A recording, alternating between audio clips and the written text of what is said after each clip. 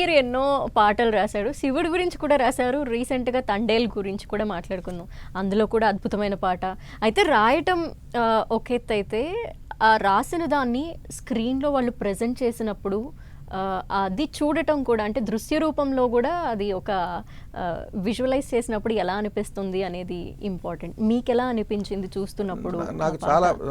నాకైతే చాలా పరమాద్భుతంగా అనిపించింది. తండేల్ సినిమా దాంట్లో ఆ శివుడి మీద పాట రాయటం అనేది నిజంగా నాకు శివానుగ్రహం, ఒక వరంగా భావిస్తా. ఎన్ని పాటలు రాసినా కూడా ఒక డ్యూయెట్ చాలా గిలిగింతలు పెడుతుంది. అందరూ 1-2 సార్లు వింటారు, 10 సార్లు వింటారు, బాగుంది బాగుంది అనుకుంటారు. ఒక ఐటెం సాంగ్ బాగుంది బాగుంది అనుకుంటారు, కానీ అది అంతటితో అయిపోతుంది. మళ్ళీ ఇంకో సినిమాలో ఏదో ఇంకో 2 డ్యూయెట్లు, ఇంకో ఐటెం సాంగ్ వస్తే మళ్ళీ ఇది పోతుంది.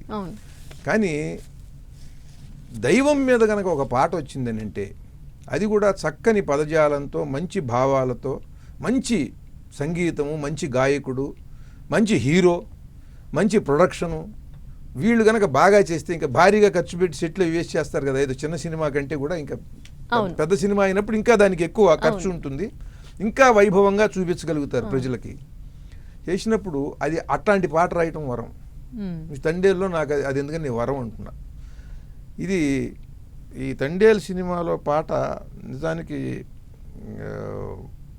ఆ పాట తీసిన విధానం అది చూస్తే అందరూ కళాకారులు కూడా సమస్థాయిలో ఉంటారన్నమాట. అందరూ ఎవరి పాత్ర వాళ్ళు అద్భుతంగా చేసినట్టుగా నాకు ఆ తండేల్లో ఆ పాట అనిపిస్తుంది.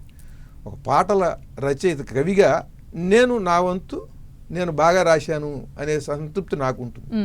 మ్యూజిక్ దేవిశ్రీ ప్రసాద్ ఆయన చేశాడు, ఆయన అద్భుతంగా చేశాడు అనేది అందరికీ తెలుస్తుంది, చాలా అద్భుతంగా చేశాడని. పాడిన అతను బాగా పాడాడని అంటారు.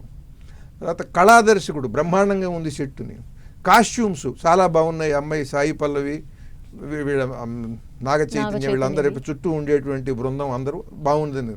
కళాదర్శకుడు గొప్పగా ఉన్నాడు. కెమెరా అద్భుతంగా ఉన్నది, కెమెరా.